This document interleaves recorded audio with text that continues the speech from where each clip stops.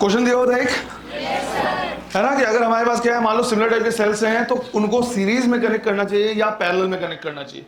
क्या आंसर मिला है?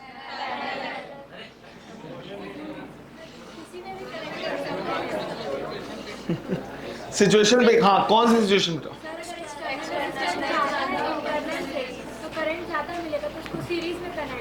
ऐसा कैसे पता चला? कौन है? हाँ, अच्छा। हाँ, हॉस्टल वाले बता दी, सीनियर्स बता दी। कैसे? अच्छा, वो नहीं बताया, ठीक। और इधर क्या पता चला तुम लोग को आंसर?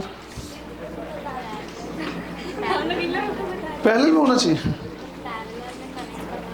क्यों पैरेलल में कनेक्ट करना ज्यादा बेटर क्यों है?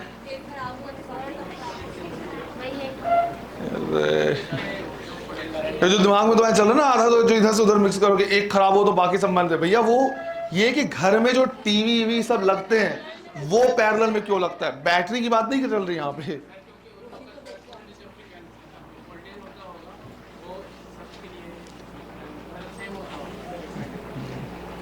सेम होता होगा इधर। अरे सुन लिया मैंने। हाँ, सुन लिया मैंने। सीनियर से जिन्होंने नहीं पूछा हो उनके अलावा किसी को क्या आंसर मिला है? इधर में, पीछे में।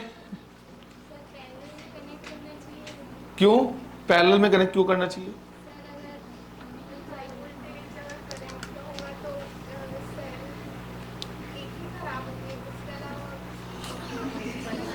ये पूरा मिक्स करके रखा हुआ है कि सेल खराब हो जाएगा तो ये तुम लोग उससे कंफ्यूज कर रहे हो कि जो तुमको बचपन में सिखाया गया था कि जो घर में कनेक्शंस होते हैं वो पैरेलल में क्यों होते हैं, कि भाई एक बल्ब फ्यूज हो जाएगा तो बाकी चलते रहेंगे। उससे भी ज्यादा इंपॉर्टेंट रीजन है कि सब जितने बल्ब हैं सब 110, 120 एक पर्टिकुलर वोल्टेज के या पर्टिकुलर वोल्टेज के होते हैं। तो अगर हम क्या करेंगे, सबको सीरीज में लगा देंगे तो सबको कम मिलेगा, सब डिम जलेंगे, तो इसलिए पैरेलल लगाया जाता है। वो अलग बात है, बात चल रही है बैटरी की। अब दिक्कत यह है कि तुमने इसमें इंटरनेट में जितना भी सर्च किया होगा इसका आंसर तुमको नेट में मिलेगा ही नहीं, है ना। तुमने पूरी कोशिश कर ली है। अच्छी बात यह है कि इसका आंसर ही तुमको नहीं मिलेगा। कि अगर मेरे पास दो सेल हैं, दोनों सिमिलर सेल हैं, तो मेरे लिए फायदे वाली चीज क्या है, इनको सीरीज में कनेक्ट करना या पैरेलल में कनेक्ट करना। कैसे मुझे पता चलेगा कि इस टाइम पे सीरीज बेटर है या इस टाइम पे क्या है, पैरेलल बेटर? ये इसका आंसर तुमको नेट में नहीं मिला है, मुझे पता है ना। अब उसको देखते हैं, कंपेयर करते हैं कैसे। तो इसके लिए हम क्या कर रहे हैं, एक एग्जांपल ले रहे हैं। एग्जांपल ऐसे लेके दो सेल हमने ले लिए हैं और दोनों को एक बार सीरीज में कनेक्ट करो और एक बार पैरेलल में कनेक्ट कर रहे हैं। तो लेट्स से ये दोनों को हमने क्या कर दिया है, एक बार सीरीज में कनेक्ट किया है और इसको हमने एक्सटर्नल रेजिस्टेंस से ऐसे लगा दिया। इसमें जो करंट फ्लो हो रहा है, लेट्स से मैंने बोल दिया I1। फिर हमने इसी को क्या किया है, पैरेलल में कनेक्ट किया है, इन्हीं दोनों सेल को। और इसको फिर हमने क्या किया है, रेजिस्टेंस को लगा दिया इस तरह से, ऐसे। ये एक्सटर्नल रेजिस्टेंस है। इसमें जो करंट फ्लो हो रहा है वो हमने बोल दिया क्या, I2। इसमें हमने बोला कि भाई ये जो बैटरी है, लेट्स से मैंने बोला 6 वोल्ट 1 ओम, और ये भी 6 वोल्ट 1 ओम का है। इसी तरह से इसको बोल सकते हैं 6 वोल्ट 1 ओम, और ये भी कितना है, 6 वोल्ट 1 ओम का है, इस तरह से। तो दोनों सिमिलर सेल है, इस तरह से हमने क्या कर दिया, कनेक्ट कर दिया। अब एक में करंट फ्लो हो रहा है I1 और दूसरे में करंट फ्लो हो रहा है क्या, I2। क्वेश्चन बोला हुआ है compare I1 and I2 if. 3 अलग अलग कंडीशन बोला हुआ है। पहले में रेजिस्टेंस लेना है 0.1 ओम। सेकंड क्वेश्चन बोला हुआ है जिसमें रेजिस्टेंस ले रहे हैं कितना, 1 ओम। और तीसरा ले रहे हैं रेजिस्टेंस जिसमें एक्सटर्नल रेजिस्टेंस की वैल्यू ले रहे हैं कितनी, 10।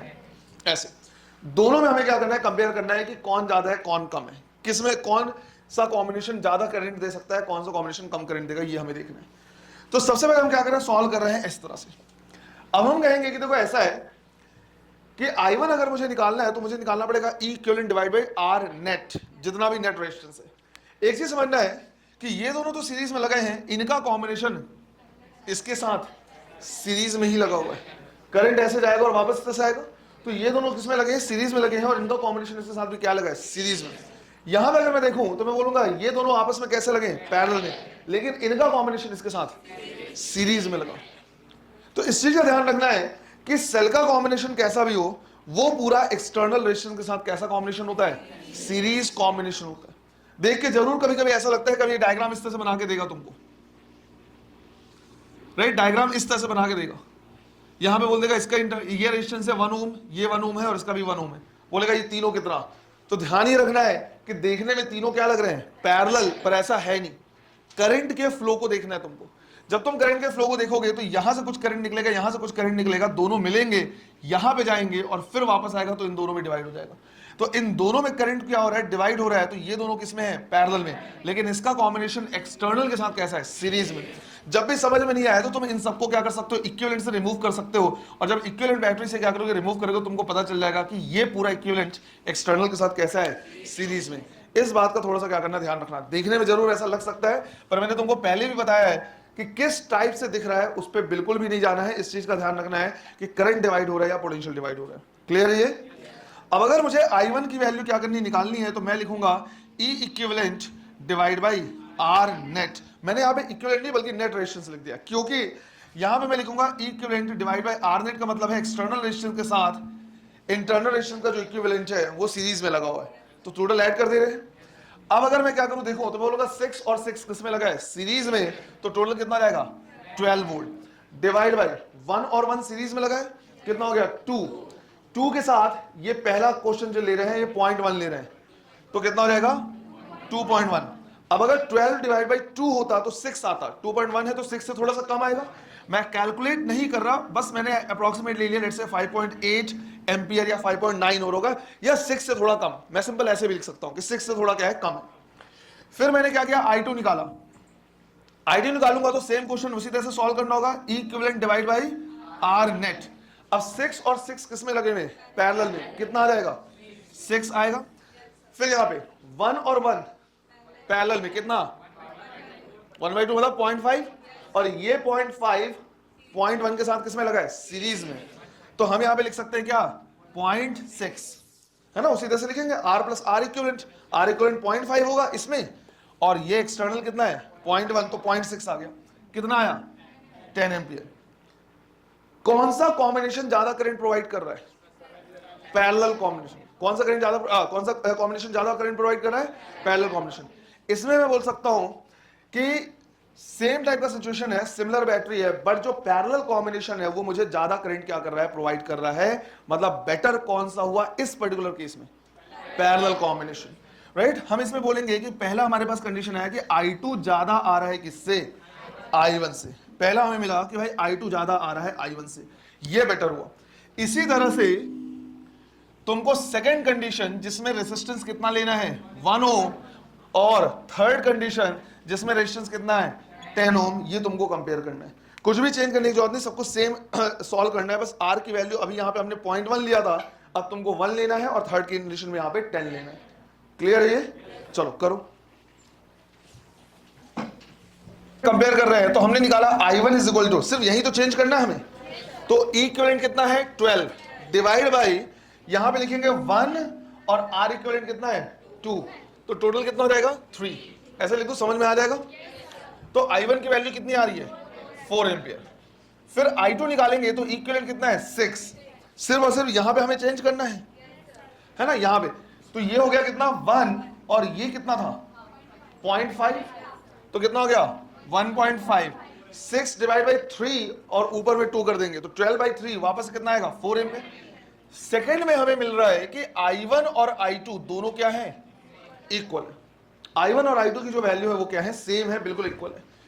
इसी तरह से अगर हम क्या करें, थर्ड को देखें, तो हम लिखेंगे I1 is equal to 12 divide by 10 plus 2, कितना? 12, कितना आ रहा है? 1 एम्पियर। और I2 को निकाले तो हम लिखेंगे 6 डिवाइड बाई 10 प्लस ये 1 और 1 कितना? 5, तो कितना? 10.5। अगर 10 होता तो 0.6 होता, 10.5 है तो 0.6 से थोड़ा सा कम होगा, लेट्स से 0.58 लिख दिया, मुझे नहीं पता कितना, पर 0.6 से थोड़ा कम होगा। और यहां से कंक्लूजन निकल रहा है कि जो I1 है वो ज्यादा है किससे? I2 से। यही हमारा क्या है? रिजल्ट भी है। दो सेम बैटरी हैं, राइट, बिल्कुल सिमिलर हैं, दोनों को अलग अलग अरेंजमेंट में लगाया मैंने, कभी किस में लगाया? पैरेलल में, और कभी किस में लगाया? सीरीज में। और बेस्ड ऑन कि एक्सटर्नल रेजिस्टेंस की वैल्यू कितनी है ये जो करंट प्रोवाइड कर रहा है वो क्या कर रहा है, अलग अलग कर रहा है।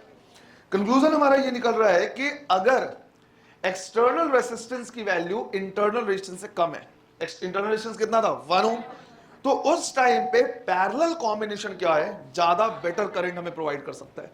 उस टाइम पे हमें इक्विवेलेंट ईएमएफ बढ़ाने की जरूरत नहीं पड़ेगी, हमें जो इंटरनल रेजिस्टेंस है उसको क्या करना है, कम करना है। बिल्कुल इसी तरह से जब एक्सटर्नल रेजिस्टेंस की वैल्यू क्या है, इंटरनल से ज्यादा है, तो फिर इंटरनल रेजिस्टेंस को कम करने का कोई फायदा नहीं। हमारा मोटिव होना चाहिए कि इक्विवेलेंट ईएमएफ हम क्या करें, बढ़ाएं, और सीरीज कॉम्बिनेशन हमको क्या करेगा, ज्यादा बेटर करंट प्रोवाइड करेगा।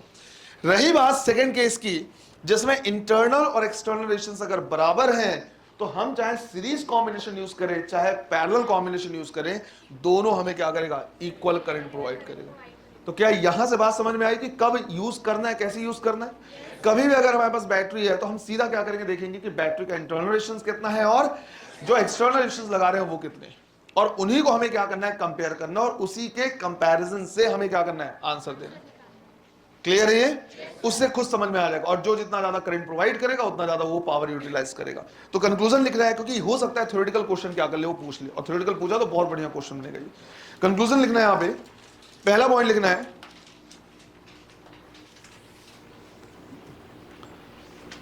if external resistance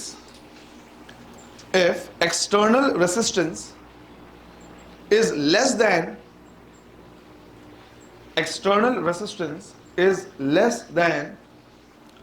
internal resistance of a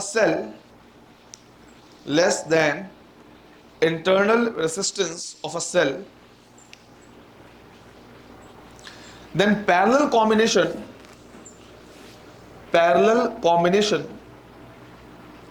will provide more current. Parallel combination will provide more current. Second point, if external resistance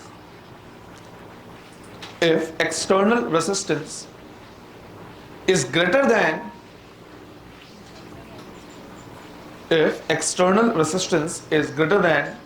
internal resistance of cell, greater than the internal resistance of cell, then series combination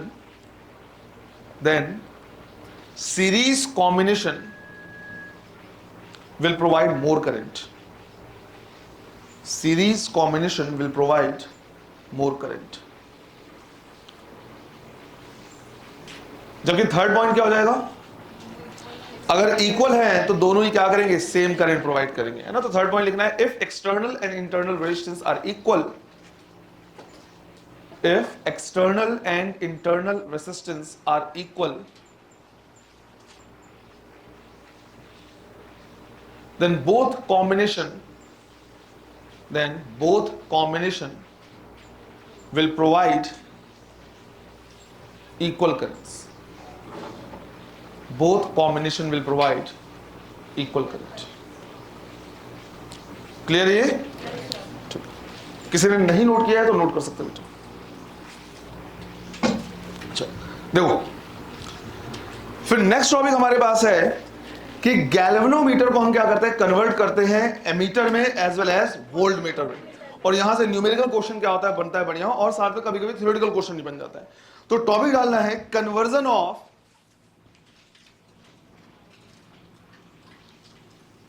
of galvanometer into ammeter, और इसके बाद में देखेंगे volt meter का। अभी सिर्फ इतना लिखो, conversion of galvanometer into ammeter, right. अब सबसे पहले तो हमें क्या करना है, समझना है कि भाई जो एमीटर है उसका वर्किंग कैसा है, जो एमीटर है वो कैसा वर्क कर रहा है। उसके बाद हम देखेंगे गैल्वेनोमीटर क्या है हमारे पास, और उसको एमीटर में कैसे कन्वर्ट करेंगे, और न्यूमेरिकल कैसा आएगा वो भी हम क्या करेंगे, चेक करेंगे। अब एक चीज समझना है कि जो एमीटर है वो क्या है, करंट मेजरिंग डिवाइस। और अगर मुझे करंट क्या करना है, मेजर करना है, तो मुझे उसको कहां लगाना चाहिए, रेसिस्टेंस के साथ सीरीज में, क्योंकि सीरीज कॉम्बिनेशन में करंट क्या होता है, सेम होता है। तो लेट्स इमेजिन कि यहां पे हमारे पास क्या है, एक रेसिस्टेंस है, यहां पे एक बैटरी है, मैंने बोला 10 वोल्ट की बैटरी है, और ये 2 ओम का रेसिस्टेंस है, तो इसमें कायदे से करंट कितना फ्लो होना चाहिए, 5 एम्पियर का। बट जैसा हम इन जनरली क्या करते हैं, न्यूमेरिकल क्वेश्चन में दे देते हैं कि ये 10 वोल्ट है, ये 2 एम्पियर 2 ओम है, बताओ कितना करंट है, 5 एम्पियर। ऐसा नहीं होता, उल्टा होता है। हमें बैटरी पता होती है, हम करंट पता करते हैं और उनकी हेल्प से रेसिस्टेंस निकालते हैं। उनकी हेल्प से हम क्या निकालते हैं, रेजिस्टेंस निकालते हैं। तो थोड़ी देर के लिए इमेजिन करो कि ये जो रेसिस्टेंस हमको नहीं दिख रहा, थोड़ी देर के लिए ऐसा इमेजिन करो कि एक वायर लगा दिया, 2 ओम है, वो हमें नहीं दिख रहा। अब जो करंट है वो 5 एम्पियर होगा, लेकिन ये कैसे पता चलेगा हमको, जब हम क्या करेंगे, मेजर करेंगे, क्योंकि ऐसा दिख तो रहेगा नहीं, दिखेगा नहीं इस तरह से कि 5 एम्पियर करंट फ्लो रहा है। अब हुआ ये कि हमने क्या किया, इसके साथ सीरीज में, पहली चीज तो पैरेलल में लगा नहीं सकते, पैरेलल में करंट क्या होगा, अलग अलग होगा। एमीटर में जितना करंट जाएगा वो उतना मेजर करके दिखाएगा, ये नहीं पता करेगा कि 2 ओम में कितना जा रहा है। तो हमें उसको लगाना पड़ेगा किसमें, सीरीज में। अब दिक्कत यह है कि मान लो मैंने यहां पे क्या किया, एक एमीटर लिया और एमीटर के अंदर जितने भी मेजरिंग डिवाइस होंगे उनमें वायर्स होंगे ही होंगे, करंट फ्लो होगा तभी तो एमीटर के अंदर में क्या है, वायर है, वायर की वाउंडिंग की वजह से जब हम उसको वाइंड किया हुआ है तो इसका एमीटर का खुद का रेजिस्टेंस है, लेट्स अज्यूम 2 ओम। मान लो थोड़ी देर के लिए कि खुद का रेजिस्टेंस कितना, 2 ओम। अब जैसे ही मैं इसको लगाऊंगा, इसका 2 ओम जो मुझे फिलहाल नहीं पता और इसका 2 ओम मिलके कितना हो जाएगा, 4 ओम हो गया। जब ये 4 ओम होगा तो करंट हमें 5 एम्पियर नहीं दिखेगा, बल्कि कितना दिखेगा, 2.5 एम्पियर, और यहां से डिफ्लेक्शन दिखाएगा 2.5 एम्पियर का करंट है, जो कि एक्चुअल वैल्यू से कहीं ज्यादा डिफरेंट है। तो ये रीडिंग क्या करेगा, गड़बड़ कर देगा। लेकिन अगर यही एमीटर का रेजिस्टेंस 2 ओम ना होके लेट्स से 0.2 ओम होता, मान लो कितना होता, 0.2। अब अगर मैं इसको क्या करता, लगाता, तो ये जो करंट शो करता वो करता 10 डिवाइड बाई 2.2, तो ये 4.6 4.5 4.4 के करीब होता है ना, लेस देन 5 होता। लेकिन हमको पता है कि 4 से कम नहीं होता, 2.5 होता तब 4 होता, तो 4.5 या 4 से लेके 5 के बीच का आंसर कुछ होता। ज्यादा करेक्ट आंसर आ रहा है, राइट, क्लोज टू 5 आ रहा है। अब मान लो 0.2 भी ना हो, अगर ये रेसिस्टेंस जो होता वो 0.02 ओम होता एमीटर का, तो ये जो करंट रीड करता वो करता कितना, 10 divide by 2.02, almost equal to 5। और अगर और कम कर दूं मैं इसे, तो ये और ज्यादा एक्यूरेट वैल्यू देने लगेगा। तो इस चीज का क्या करना है, ध्यान रखना है कि जब हम एमीटर का यूज करते हैं तो कोशिश हमारी ये होती है कि एमीटर का रेसिस्टेंस कम से कम, क्योंकि जितना कम रेसिस्टेंस उसका होगा वो सर्किट में ओवरऑल करंट को उतना ही कम चेंज करेगा, और जितना कम चेंज लाएगा अपने प्रेजेंस की वजह से उतना ही बेटर या एक्यूरेट रिजल्ट देगा। तो हम कहते हैं कि एक एमीटर को सीरीज में लगाया जाता है और उसका जो रेजिस्टेंस होता है वो बहुत कम होता है।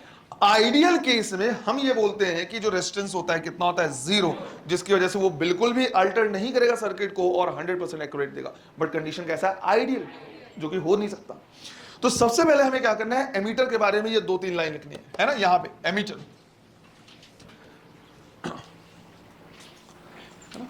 पहला पॉइंट लिखना है, it is a current measuring device. It is a current measuring device.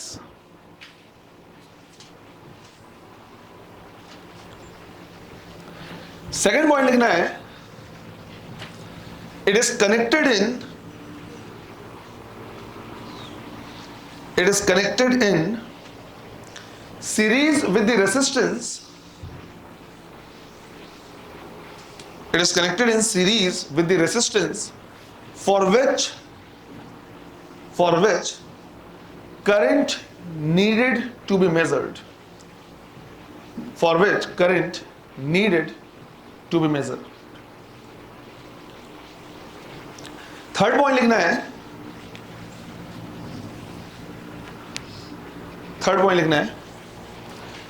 resistance of an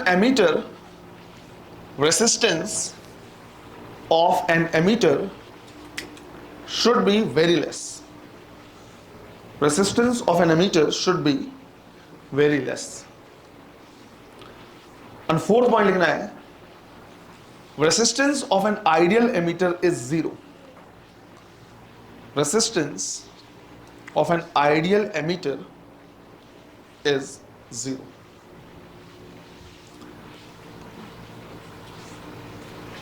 ये 4 पॉइंट्स एमीटर के लिए क्या करना है, ध्यान रखना है। अब अगर हमारे पास एमीटर है तब तो कोई दिक्कत नहीं, पर हम यहां पे टॉपिक लिया है हमने क्या, conversion of galvanometer into ammeter. अब जो गैल्वेनोमीटर होता है ये काफी वर्सेटाइल टाइप का डिवाइस होता है। इसका रेसिस्टेंस एमीटर की तरह ना तो बहुत कम होता है और ना ही वोल्ट मीटर की तरह बहुत ज्यादा होता है। वोल्ट मीटर का रेजिस्टेंस बहुत ज्यादा क्यों होता है वो अभी हम क्या करेंगे देखेंगे, जिस तरह से मीटर देखा वैसे वोल्ट मीटर देखेंगे। तो इसका रेजिस्टेंस ना तो क्या है, क्लोज टू जीरो है, ना तो क्लोज टू इनफाइनाइट है, मिडिल में कहीं रहता है 30 40 50 ओम, जनरली ये रहता है। अब मैं चाहता हूं कि इसके रेजिस्टेंस को क्या करूं, कम करूं। जब मैं इसके रेजिस्टेंस को कम करूंगा तभी ये बिहेव कर पाएगा कैसा, एमीटर की तरह, राइट, एमीटर की तरह। तो जैसे मान लो हमने क्या किया है, यहां पे गैल्वेनोमीटर लिया है। गैल्वेनोमीटर के अंदर भी क्या होती है, कॉइल्स होती है, मूविंग कॉइल गैल्वेनोमीटर। जो हम क्या करेंगे देखेंगे तो उस टाइम में हम समझ जाएंगे। मान लिया कि इसका जो रेसिस्टेंस है वो है आर जी के इक्वल, रेजिस्टेंस ऑफ गैल्वेनोमीटर, और मैं इस पूरे का जो रेजिस्टेंस है वो कम करना चाहता हूं। किसी भी वैल्यू को या रेजिस्टेंस को कम करने का सबसे बेस्ट तरीका है उसके साथ पैरेलल में एक रेजिस्टेंस लगा दो। जब पैरेलल कॉम्बिनेशन में क्या करते देखते हैं तो जो इक्विवेलेंट आता है वो उन दोनों में से जो कम होगा उससे भी कम आ जाएगा। तो हम क्या करते हैं, इसके साथ पैरेलल में एक रेजिस्टेंस लगा देते हैं और एक काफी कम रेजिस्टेंस लगाते हैं, when that is known as shunt. Let's say इसका रेजिस्टेंस कितना है, एस के इक्वल है। तो galvanometer with shunt in parallel, इस कॉम्बिनेशन को हम कहते हैं क्या, एमीटर। ये पूरा का पूरा जो कॉम्बिनेशन है, राइट, ये पूरा का पूरा जो कॉम्बिनेशन है ये कहलाता है क्या, एमीटर। अब जहां भी मुझे क्या करना होगा, करंट वगैरह मेजर करना होगा, इस पूरे को हम क्या करेंगे, उठाएंगे और उसके साथ सीरीज में लगा देंगे। ये कंफ्यूज नहीं होना कि सर ये पैरेलल में लगाए क्या लगा कैसा, वो नहीं। ये गैल्वेनोमीटर है, गैल्वेनोमीटर के साथ जब पैरेलल में शंट लगा देते हैं तो इस ओवरऑल का जो रेजिस्टेंस होता है काफी कम हो जाता है, और फिर इस पूरे सेटअप को हम बोलते हैं क्या, एमीटर।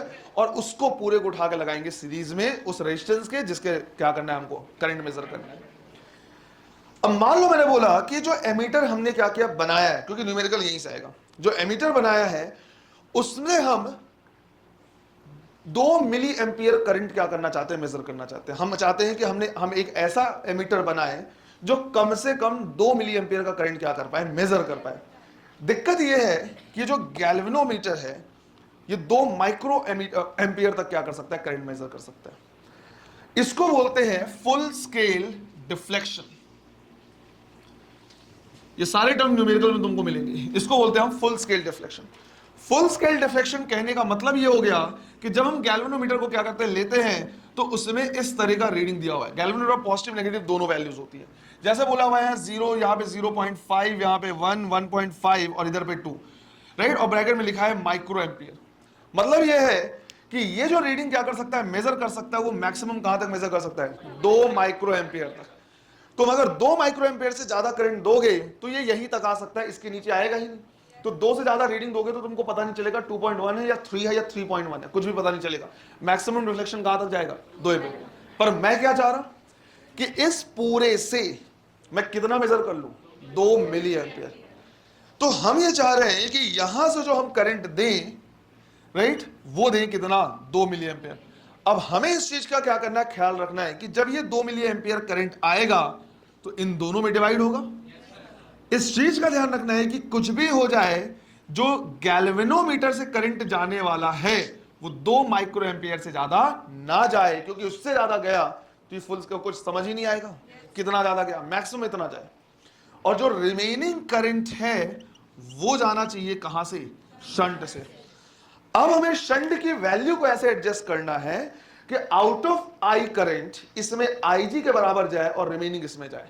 अब हमको पता है कि ये जो डिवाइड होते हैं वो एक फिक्स्ड रेशियो में डिवाइड होते हैं, या तो पैरेलल या तो डायरेक्ट या तो इनवर्स। और हम उसकी हेल्प से क्या कर सकते हैं, निकाल सकते हैं कि भाई इनकी वैल्यू को कैसे सेट करें कि इतने का इतना पार्ट इसमें जाए, रिमेनिंग पार्ट इसमें जाए। समझ में आ रही है?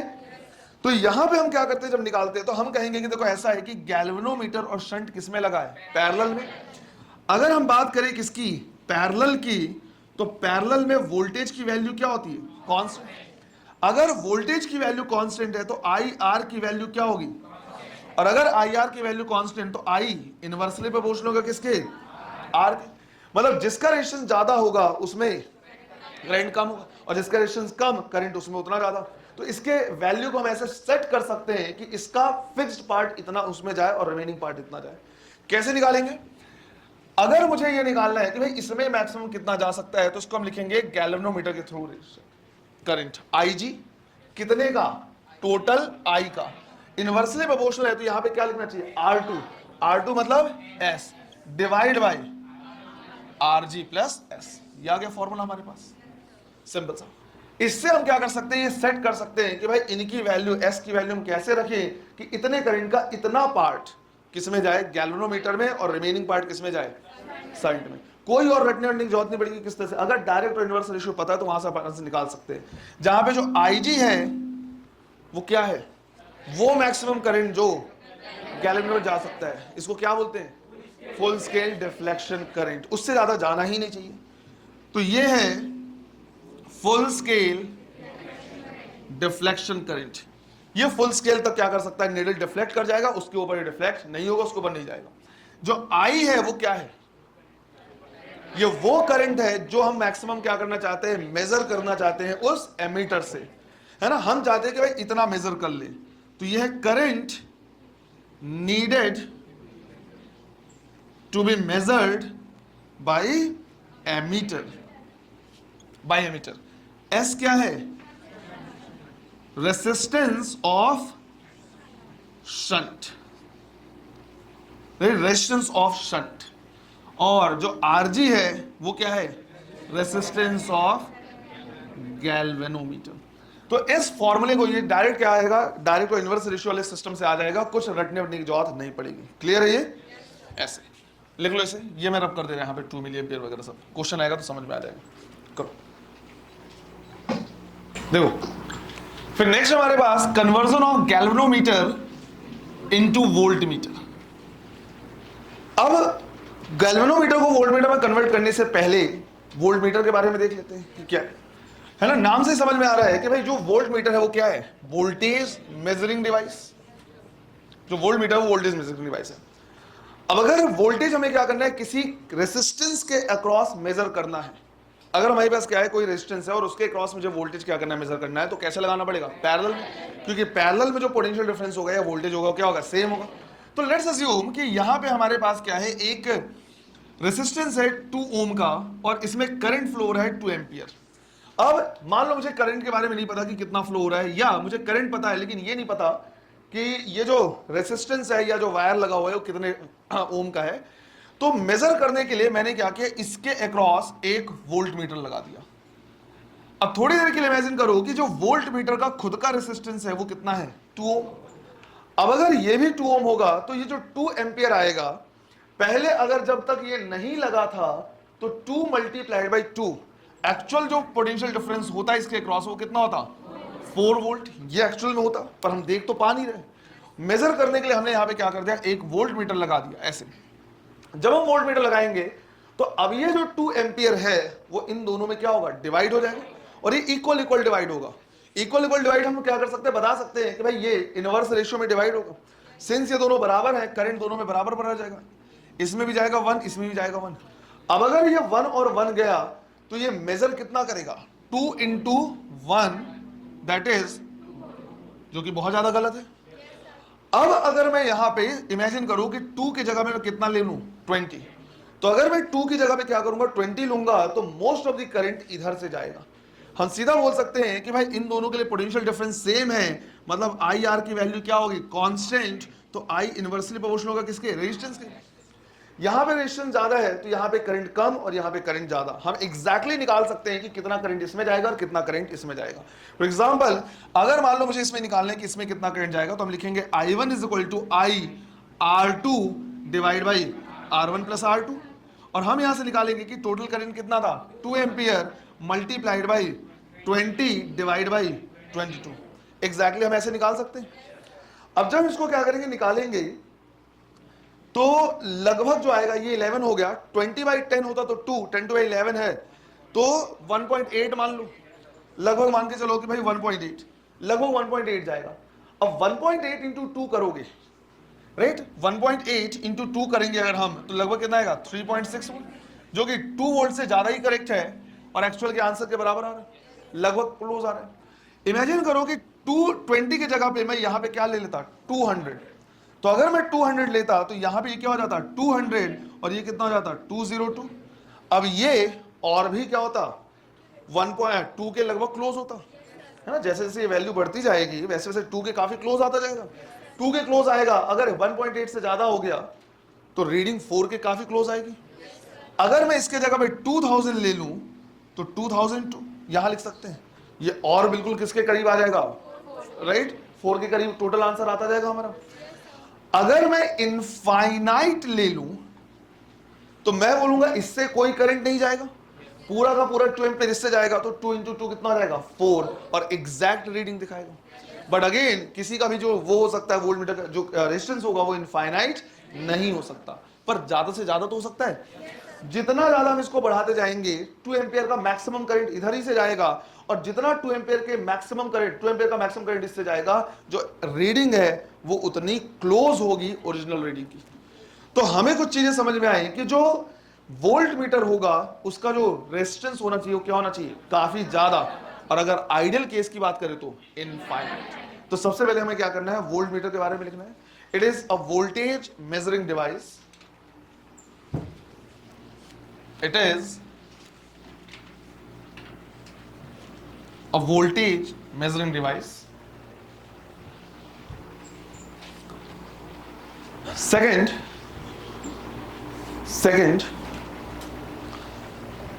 it is connected in parallel. It is connected in the parallel with the resistance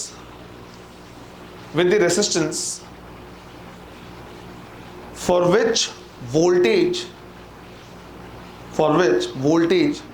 needed to be measured.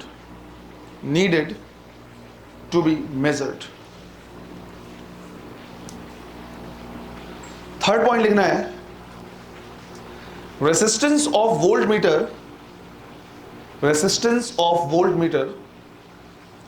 should be very high.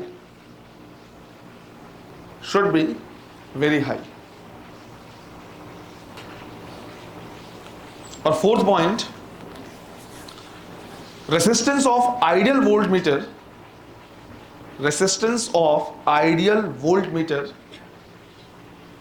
Is infinity. Resistance of ideal volt meter is infinity. Clear ये?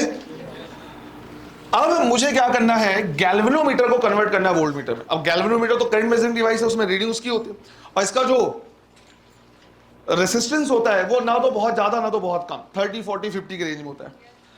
अब imagine करो कि मेरे पास सिर्फ और सिर्फ क्या है, एक गैल्वेनोमीटर है, और जो गैल्वेनोमीटर है ये देता है full scale deflection, right, full scale deflection for 1 ampere, right. ये फुल स्केल डिफ्लेक्शन कितने में देता है, 1 एम्पियर। 1 एम्पियर से ज्यादा करंट फ्लो होगा तो वो बता नहीं पाएगा कि कितना ज्यादा है, और इसका खुद का जो रेसिस्टेंस है वो है 50 ओम। अगर इसका खुद का रेजिस्टेंस 50 ओम है, फुल स्केल डिफ्लेक्शन दे रहा है कितने पे, 1 एम्पियर पे, तो जो मैक्सिमम वोल्टेज ये क्या कर सकता है, मेजर कर सकता है, वो कितना कर सकता है, 50 वोल्ट। पर मैं चाहता हूं कि नहीं, ये 50 वोल्ट नहीं बल्कि 500 वोल्ट मेजर करने वाला क्या हो जाए, डिवाइस बने। तो करंट तो बढ़ा नहीं सकते क्योंकि फुल स्केल डिफ्लेक्शन उतनी दे पाएगा, उससे ज्यादा करंट तुम डाल नहीं सकते, लेकिन इसका रेजिस्टेंस बढ़ा सकते हैं। और रेजिस्टेंस को बढ़ाने का सबसे बेस्ट तरीका क्या होगा, सीरीज में रेजिस्टेंस को क्या कर दे, कनेक्ट कर दे। तो सीरीज में हम क्या करेंगे, रेजिस्टेंस को कनेक्ट कर देंगे इस गैल्वेनोमीटर की। तो मान लो यहां पे हमने बोला कि भाई ये हमारे पास क्या है, गैल्वेनोमीटर है, और इसका रेजिस्टेंस है कितना, Rg। इसके साथ हमने सीरीज में क्या कर दिया, कनेक्ट कर दिया है R और रेजिस्टेंस। अब ये दोनों मिलके, इनका जो कॉम्बिनेशन है, ये दोनों मिलके क्या कहलाएंगे, वोल्ट मीटर। ये पूरा का पूरा जो कॉम्बिनेशन है ये कहलाएगा वोल्ट मीटर, और जिसका वोल्टेज मुझे मेजर करना है उसको हम क्या कर देंगे, लगा देंगे पैरेलल में उस रेजिस्टेंस के साथ। इसमें करंट मैक्सिमम जा सकता है कितना, Ig। तो अगर हम यहां पे क्या करें, देखें कि भाई ये वोल्ट मीटर मैक्सिमम कितना वोल्टेज मेजर कर सकता है, तो हम बोलेंगे जितना मैक्सिमम करंट उसमें जा सकता है, इससे ज्यादा नहीं जा सकता, प्लस इन दोनों जो लगे हुए हैं Rg प्लस R। तो कितना वोल्टेज हमें क्या करना है, मेजर करना है, उसके हिसाब से हम यहां पे रेजिस्टेंस क्या करते रहेंगे, चेंज करते रहेंगे। तो जो V है वो है maximum voltage maximum voltage that can be measured by voltmeter. जो IG है वो क्या है? अगेन फुल स्केल डिफ्लेक्शन है इस गैल्वेनोमीटर के लिए, उससे ज्यादा करंट ही मेजर नहीं कर सकता। तो हम यहां पे सिंपल लिख दे रहे हैं full scale deflection current, right. और जो आरजी है वो रेजिस्टेंस ऑफ गैल्वेनोमीटर है, और जो आर है वो एक एक्सटर्नल रेजिस्टेंस है। जिस तरह से वहां पे नाम शंट था, यहां पे ऐसा कुछ अलग से नाम नहीं है, सिंपल हम बोलेंगे कि ये क्या है, एक्सटर्नल रेजिस्टेंस। तो क्या कॉन्सेप्ट समझ में आया कि किस टाइप से लिखा जाता है, कहां पे किसका क्या काम है? ठीक, तो अब इसमें हमें क्या करना है, न्यूमेरिकल करना है। इसको नोट करो जल्दी से। क्वेश्चन लिखना है, अ galvanometer has a coil of resistance 100 ohm. A galvanometer has a coil of resistance 100 ohm. अगर मान लो कहीं पे सिर्फ ऐसा भी लिखा रहेगा ना कि एक कॉइल है 20 ओम का या कॉइल है 50 ओम का, तो जहां पे टर्म कॉइल लिखा हुआ है वो गैल्वेनोमीटर के ही बारे में बोल रहा है ना। तो कहीं कहीं पे क्वेश्चन में तुम ऐसे भी देखोगे कॉइल ऑफ 50 ओम, तो समझ आना वो गैल्वेनोमीटर के बारे में बात कर रहा है। A galvanometer has a coil of resistance 100 ohm showing a full scale deflection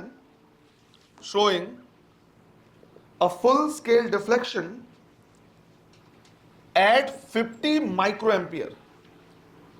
Full scale deflection at 50 microampere. Full stop. What resistance should be added?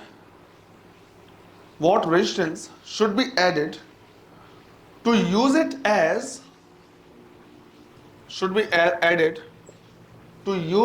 as पहला, a voltmeter of range 50 volt,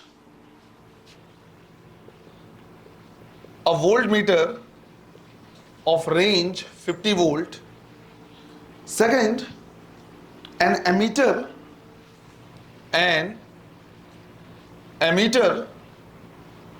of range 10 milliampere. Ammeter of range 10 milliampere. करो, इसको एक ऐसे voltmeter में convert करना है जो 50 volt क्या कर सके, मेजर कर सके। तो जैसे मान लो यहां पे क्या है, वो गैल्वेनोमीटर लगा हुआ है। अब गैल्वेनोमीटर कितना है, 100, और इसमें मैक्सिमम करंट हम कितना वो कर सकते हैं, 50 माइक्रोएम्पियर। तो 100 मल्टीप्लाइड बाय 50 माइक्रोएम्पियर, इतना ये मैक्सिमम मेजर कर पाएगा अकेले। लेकिन अगर इसी के साथ सीरीज में हम क्या कर दें, एक रेजिस्टेंस लगा दें, तो नेट रेजिस्टेंस बढ़ेगा। नेट रेजिस्टेंस बढ़ेगा तो ये क्या कर सकता है, मेजरमेंट भी ज्यादा हो जाएगा। तो यहां से हम लिखेंगे V is equal to IG, ये IG की वैल्यू है, ब्रैकेट में RG प्लस R, कितना मेजर करवाना है, 50। IG maximum full scale deflection 50 into 10⁻⁻⁻⁶। RG की वैल्यू कितनी है, 100 प्लस R, यहां से 50 से 50 कैंसिल, तो आएगा 100 plus R is equal to 10⁻⁶। अब 10⁻⁶ से 100 माइनस भी करोगे तो कोई फर्क नहीं पड़ेगा। तो हम बोलेंगे जो रेजिस्टेंस होना चाहिए वो कितना होना चाहिए, 10⁻⁶ ओम। समझ जाएगा। इसी तरह से सेकंड हमारे पास है कि ये गैल्वेनोमीटर है, इसके साथ शंट हमको क्या करना पड़ेगा, पैरेलल में कनेक्ट करना पड़ेगा। इसी की वैल्यू पूछा हुआ है, ये दिया हुआ है। अब मैं ये चाहता हूं कि टोटल कितना करंट मेजर कर पाए, 10 मिली एम्पियर। लेकिन हमें पता है कि ये फुल स्केल डिफ्लेक्शन दे देता है कितने में, 50 माइक्रो एम्पियर में। तो हम कोशिश ये करेंगे कि भले 10 मिली एम्पियर टोटल दे इस कॉम्बिनेशन को, पर इसमें मैक्सिमम कितना जाए, 50 माइक्रो एम्पियर, उससे ज्यादा ना जाए, बाकी रिमेनिंग चला जाएगा यहां से। तो हम यहां पे कहेंगे कि भाई जो IG है वो कितना, I inversely proportional inverse ratio में जाएगा, तो S divide by RG plus S, कितना 50 micro 10⁻⁻⁶ out of 10 milli.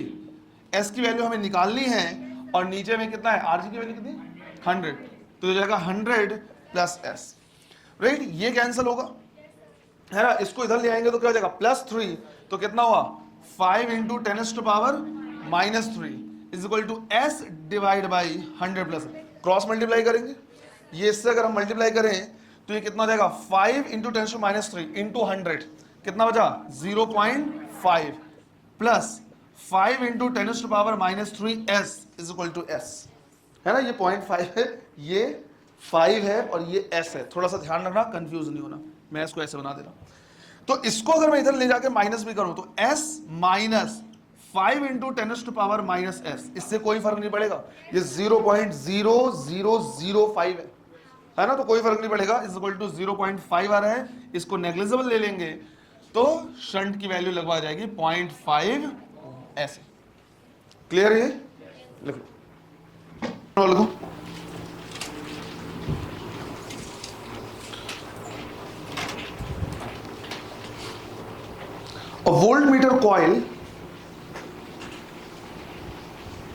A voltmeter coil has a resistance 50 ohm,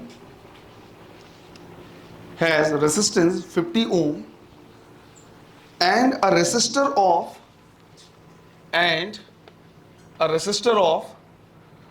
1.15 kilo ohm, 1.15 kilo ohm in series, 1.15 kilo ohm in series. ये क्या क्या दिया हुआ है? जो 50 ओम है वो क्या है? आरजे, और उसके साथ जो सीरीज में लगाएंगे, है ना, तो बोला है एक वोल्ट मीटर है तो उसमें एक कॉइल और एक रेसिस्टर है। कॉइल मतलब वो गैल्वेनोमीटर के बारे में बात कर रहा है, और ये जो एक्सटर्नल है वो connected in series, full stop. It can read potential difference up to 12 volts, up to 12 volts, full stop. If this same coil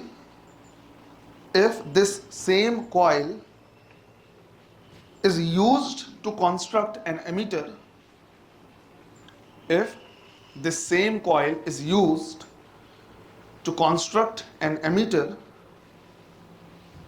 which can measure up to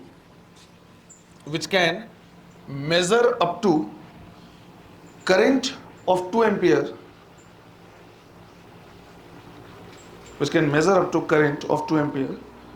what should be the resistance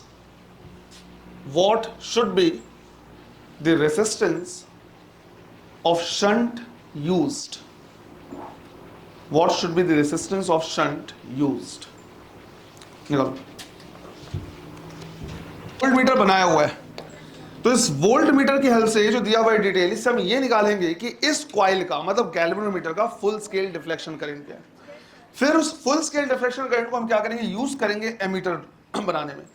तो पहले हमारे पास formula होगा volt meter के लिए, V is equal to IG RG plus R। ये हो गया 12, IG की वैल्यू मुझे निकालनी है, ये 1150 ओम प्लस 50 ओम, यही हो गया 1150 प्लस 50 ओम 1200। तो IG इज इक्वल टू हो गया 12 डिवाइड बाई 1200, मतलब 0.0 10⁻⁻² एम्पियर ऐसे लिख दे रहे हैं। इतना फुल स्केल डिफ्लेक्शन करंट है उसका, 10⁻⁻² एम्पियर। अब हम क्या कर रहे हैं? सेम इसी कॉइल को, इसमें से क्या किया? गैल्वेनोमीटर से इस कॉइल को निकाला और इसको यूज कर रहे हैं किसमें? एमीटर बनाने में। तो वहां पे हमारे पास फॉर्मूला रहेगा IG is equal to I, यहां पे S divide by RG plus S। इसकी वैल्यू कितनी? 10⁻⁻²। कितने का बनाना है? 2 का। S की वैल्यू निकालनी है, RG कितना है? 50 प्लस S। ये इधर जाएगा तो जाएगा 0.5 into 10⁻⁻² is equal to S divide by 50 plus S। Cross multiply करेंगे तो इससे मल्टीप्लाई होगा तो कितना जाएगा? 25 into 10⁻⁻² plus 5 into 10⁻⁻³ S is equal to S। ये इधर जाएगा, माइनस होगा, लगभग नेग्लिजिबल मान सकते हैं, तो हम बोलेंगे S इज इक्वल टू 0.25 ओम। ऐसे इतने का हम क्या करेंगे? शंट लगाएंगे। क्लियर है ये? इस तरह से हम क्या करते हैं? कन्वर्ट करते हैं किसी भी गैल्वेनोमीटर को ammeter as well as volt meter में। क्वेश्चन आने के चांसेस पूरे रहते हैं। लास्ट टॉपिक हमारा बचेगा meter bridge and potentiometer. Potentiometer सही तरीके से हमको क्या करना पड़ेगा? समझना पड़ेगा। डायरेक्ट रेशियो, इनवर्स रेशियो, सारी चीजें तुमको आनी चाहिए। क्लियर है ये? चलो, थैंक यू।